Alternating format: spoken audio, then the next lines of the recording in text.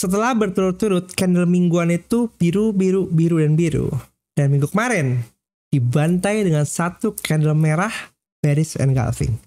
Apakah ini akhir dari perjalanan gold mengakhiri bullish cycle-nya, atau ini sekedar koreksi yang normal?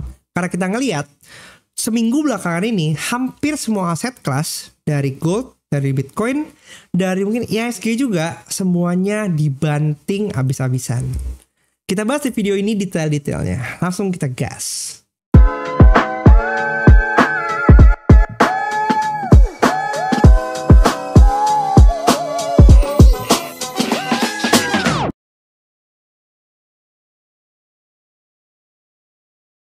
Hai guys, balik sama gue William Sudana, dan di video kali ini kita akan membahas perjalanan XAUSD di bulan Maret. Jadi kalau kita udah menutup bulan Februari kemarin dengan live juga ya, itu kan dahsyat banget penurunannya, terutama di hari Jumat sendiri, itu dahsyat banget. Sehingga di video live kemarin kita udah ngebahas HSH monthly kali ini benar-benar luar biasa gitu, sehingga membuat weekly-nya pun bearish engulfing. Tapi pertanyaannya adalah apakah ini adalah mulai awal dari tanda-tanda koreksi, atau hanya sebatas koreksi sehat, ngambil pullback, kemudian kejar ATH lagi menuju 3000. Oke? Kita masuk ke dalam videonya. Dan sebelum itu gue mau ingetin kalian lagi, buat kalian yang pengen belajar tentang membangun psikologi trading, ini gue baru bahas, ini video paling baru ya, psikologi trading is bullshit. Kalian tonton video ini supaya punya pandangan yang pandangan gue tuh mungkin unpopular, berbeda dengan orang-orang lain ya, mungkin youtuber-youtuber trading lain lagi yang selalu encourage kalian untuk ayo trading terus maksimal, harus push. Mungkin di video ini kalian akan menemukan pandangan berbeda, tapi buat gue, ketika ada orang yang punya pandangan sedikit berbeda seperti gue, hopefully bisa menyadarkan kalian dan membuka mata kalian untuk lebih realistis lagi dan lebih grounded. Oke? Dan sebelum kita masuk ke videonya, gue pengen ingetin lagi bahwa TMGM, Trademax Global Markets, ini adalah broker Australia yang belakangan ini juga gue pakai juga, dan gue pun ngikut 10 TMGM Global Trading Competition ini. Ini berlangsung dari tanggal 17 Februari kemarin ya. Berarti sekarang udah jalan 2 minggu. Tapi ini masih panjang ya. Sekarang udah total Junior itu 2407 ya. Total price pool 512.000 dan kompetisi period sampai 1 Juni. Jadi masih panjang guys ini. Silahkan kalian ikutan aja gitu. Kalau kalian nanya gue ikut yang mana? Gue ikut yang Rising Star yang di sini. Oke? Dan kita scroll ke bawah. Ini setiap minggunya pun untuk yang paling tinggi profit rate-nya dapat $500, untuk yang paling tinggi trading volumenya juga dapat $500 gitu. Ini kelihatan siapa yang dapat ya. Masing-masing tuh wah dahsyat banget, gila ini si lotnya edan ya. Oke, terus kita ngelihat lagi ke bawah. Ini apa? Kalau klik sini Evolving Rising Star, gua MT5 Rising Star. Gua ada di list di sini. Kalian kira-kira tebak gua yang mana ya?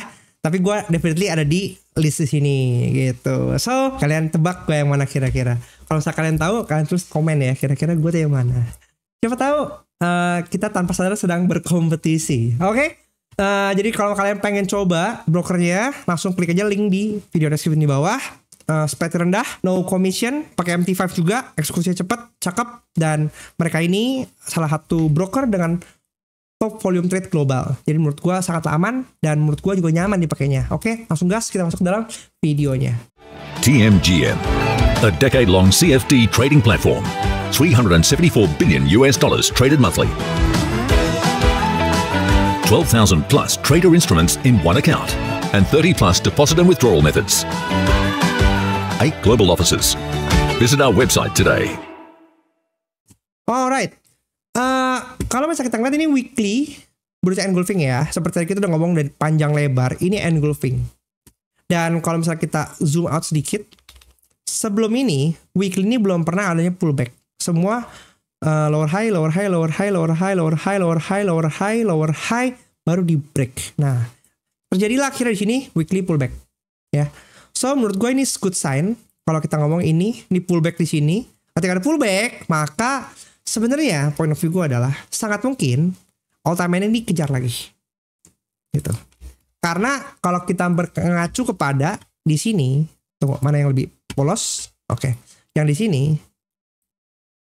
ketika terjadi ini daily pullback hajar atas, daily pullback hajar atas.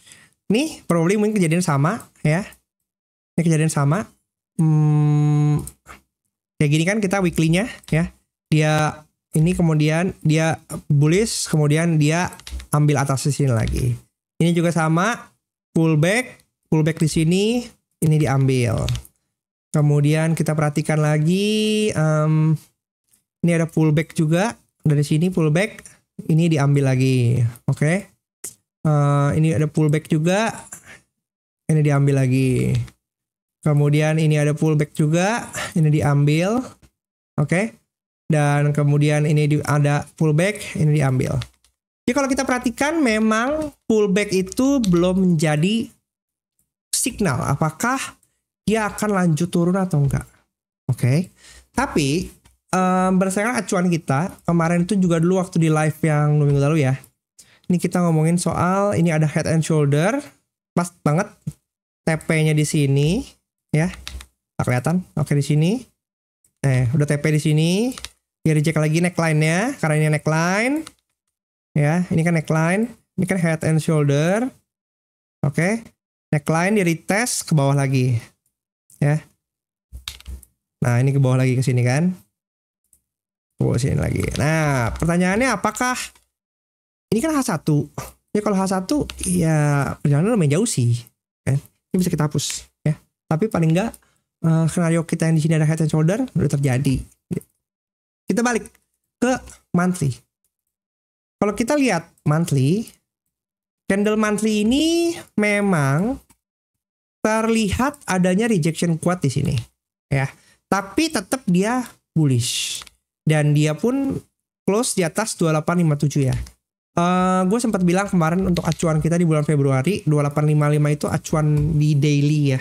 Itu melihat apakah 2855 itu di break. Kalau di break mungkin akan lanjut ke bawah lagi kayak gitu. Nanti gue akan tunjukin lagi juga area-areanya supaya punya acuan kita. Tapi kalau kita mengacu ke sini di Koptah, maka otomatis ini high, area sini lebih besar daripada di sini.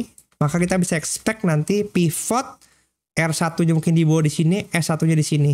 Jadi ada kecenderungan dia untuk anomali ya, bisa jadi. Bukan tidak mungkin tapi bisa jadi. Karena kalau kita melihat, langsung kita ke chart yang Koptah aja. Untuk kita lihat sampai saat ini ya guys ya.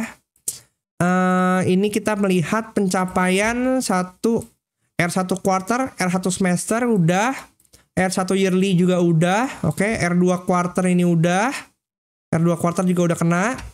Kemudian ini udah kena R3 4 tahunan ya, 291 ya. Oke.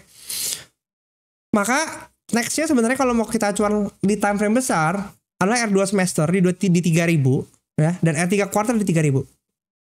Ini adalah sisa ya. Karena kalau sekarang kita mengacu ke bulan Maret. Bulan Maret ini adalah kalau dari point of view yearly ini masih busur quarter ya. Busur quarter. Busur semester. Busur semester. Tapi kalau kita ngelihat kan sekarang semesternya pun ya up ya. Maka ini dia langsung target instead of langsung target. Maka itu dari sisi yearly udah sampai melewati R1. Sedangkan untuk semester itu masih udah masuk timing target. Timing target.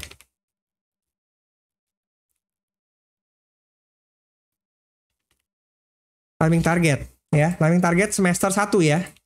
Maka sekarang kalau kita ngelihat posisinya udah di semester R1 semester 1 gitu. Pivot masih di bawah ditinggalkan. Ini pivot semester di 2500. Artinya dia lebih memilih untuk ke atas. Ya, memilih ke atas. Dibarengin dengan quarter. Timing busur, Masih timing busur ya. Quarter itu. Quarternya ini masih udah timing target Maret ya, timing target quarter. Oke.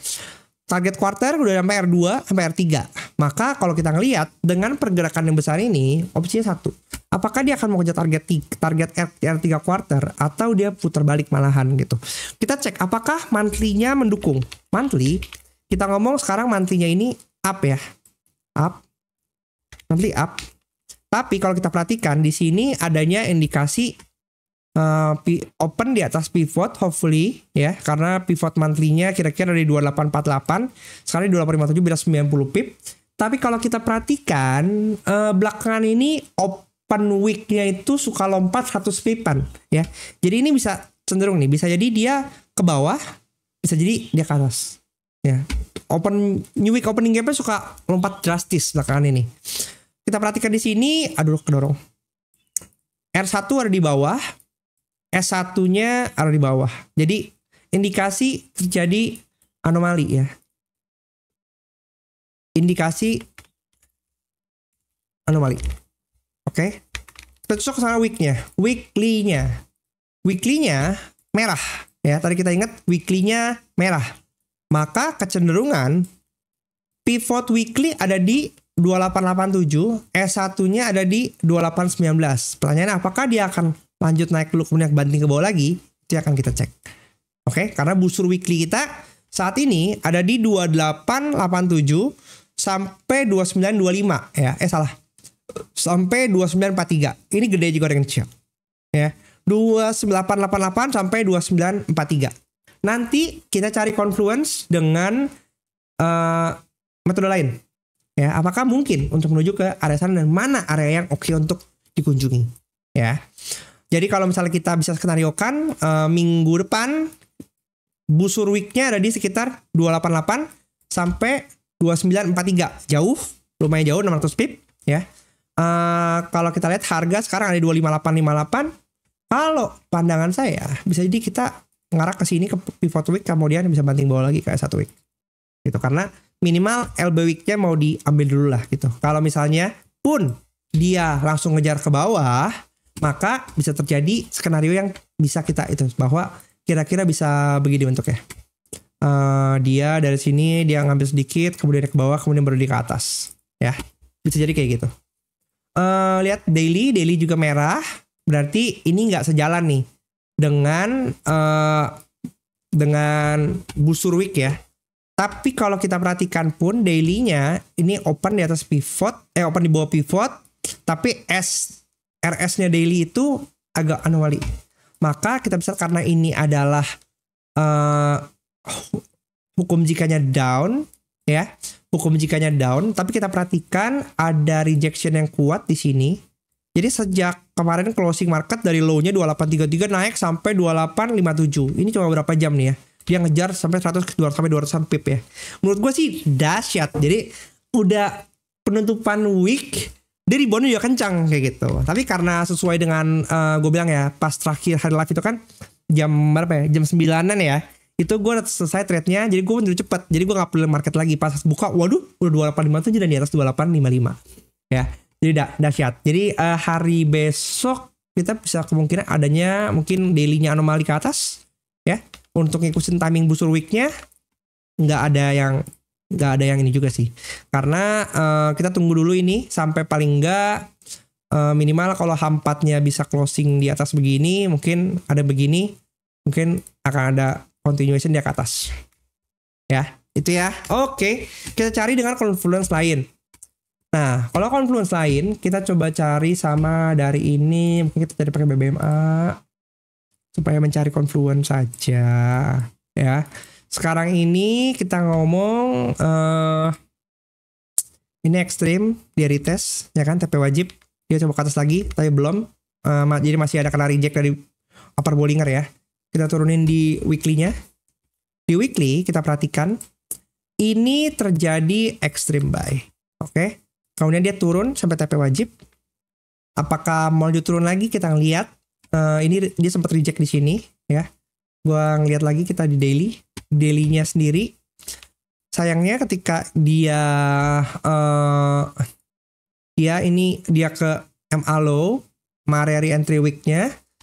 Tapi daily-nya ini dia CSAK ya. Ini kan CSAK sell gitu. Tapi dia masih belum di bawah nih. Di bawah ini ada setup diamond. Karena dia ada di bawah low BB ya. Gitu. Maka next-nya menurut gua kita bisa ngejar ke area di sini. Karena ini udah CSAK daily. CSAK sell. Maka ini jadi area pantauan. Kalau untuk BBMA. Nih daily sini. 2917 sampai 2931. Cocokin dengan tadi pivot weekly kita 2887, 2891, R1 monthly ada di 2925 ya. 2925, R1 weekly 2943. Kejauhan memang. Tapi kalau kita perhatikan 2975 sama 2931. Berarti ini akan menjadi area pantau dulu nih. Apakah memang saat ini kalau kita ngeliat sih dia belum close di bawah CS.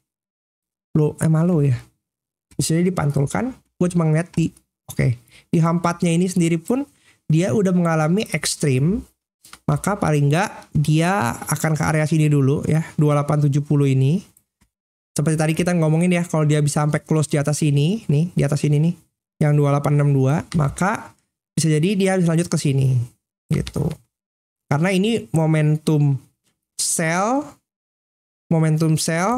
tetapi ekstrim. Jadi kayak udah nggak cukup, udah nggak kuat lagi nih untuk pas banget di bawah sini juga ada. Ini apa nih gue tandain ya, ada base. Jadi pas di sini dia mantul ke atas. Oke. Begitu. Ini penurunannya menurut gue cukup drastis ya. Ini deras banget ke bawah nih. Benar-benar dror ke bawah. Tidak pakai ampun. Dimana H4-nya masuk zone zero loss. Kayak gitu. Ya. Jadi acuan daerah kita tadi di sini dulu nih. Berarti ini ada jadi. Ini last pullback H4-nya mana? Ini last pullback H4 ini ya. Ini mungkin bisa diambil. Baru kemudian ini. Baru kemudian ini. 2931. Jadi 2971 ini bisa lah diambil. Menurut gue. Oke.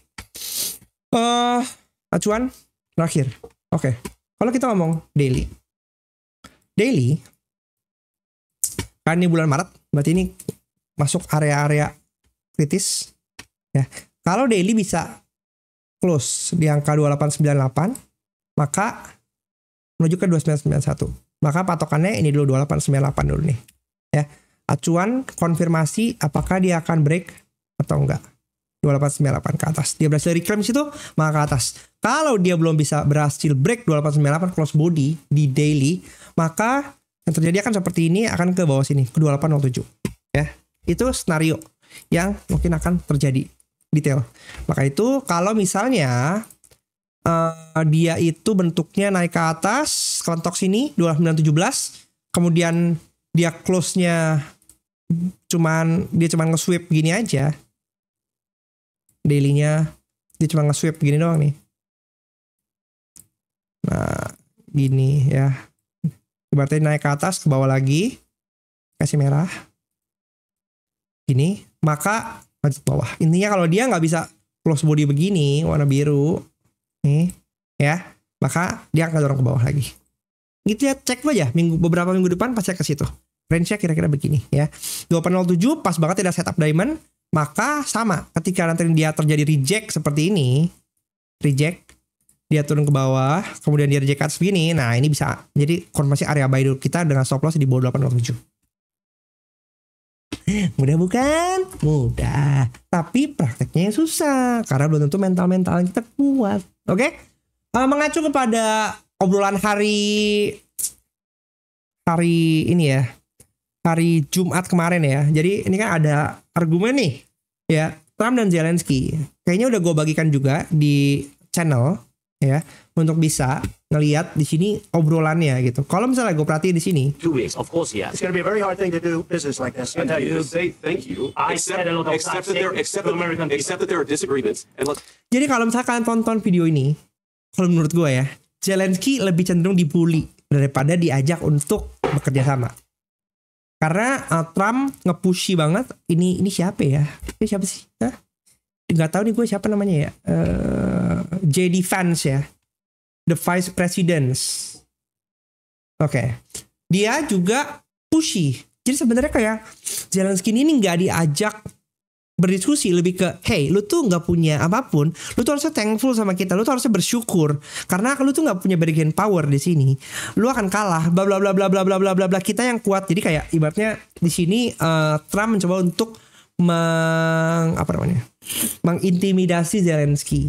Ya kita tahu lah ya, Ukraina itu kan sangat dipenuhi dengan rare earth material. Dan US juga punya kepentingan, dan kalau kita ngelihat semua kebijakan-kebijakan Trump ini diatur sedemikian rupa untuk mengintimidasi negara-negara tetangganya supaya membuat Amerika merasa powerful dan sort of kayak negotiation powernya ada di Amerika. Dan kalau gue melihat gold sini, ya ujung-ujungnya sih sebenarnya ini bentuk intimidasi Amerika aja sih untuk mencoba untuk mengeksploitasi Ukraina. Apakah ada peace? Kayaknya kalau ngeliat kayak gini belum ada peace. Jadi dunia masih uncertain, terutama kalau point of view gue ketika kita melihat kondisi US ekonomi juga nggak bagus, ya, ekonomi Indonesia juga nggak bagus, ekonomi global juga nggak bagus. Jadi semua sekarang dipenuhi dengan semua uncertainty. Dan uncertainty ini yang akan membuat probably gold masih akan tetap naik. Jadi koreksi-koreksi yang terjadi itu hanya sebatas koreksi-koreksi sehat. Karena kalau kita melihat kenaikan gold di beberapa waktu ini sangatlah curam dan sangatlah drastis. Karena apa? Ketidakpastian yang terjadi. Dan dengan ada ini sebenarnya juga menurut gue nggak memberikan apapun ya, nggak berubah apapun ya. Jadi menurut gue tetap gold akan tetap naik. View-nya. Dan minggu depan itu akan ada NFP ya. Hari Senin kita ada ISM Manufacturing Prices. Ini kelihatannya sih bagus USA-nya. Maka kayaknya bisa mendorong gold ke bawah. ADP non-farm, ADP non ISM. Kamis ada jobless claim seperti biasa. Kelihatannya menurun jobless claim-nya. Berarti bagus. Yang kita lihat nanti adalah hari Jumat ya. Jumat akan ada NFP diperkirakan bagus. Average earning-nya tadi menurun di sini.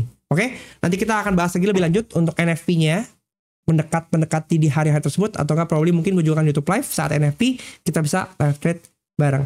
Oke, tulis pandangan kalian bagaimana gold di bulan Maret pergerakan harganya, di mana batas bawahnya, di mana batas atasnya, dan like video ini buat teman-teman kalian juga supaya videonya bisa tersampaikan dan terdeliver secara algoritma juga. Sampai jumpa di video selanjutnya. Bye.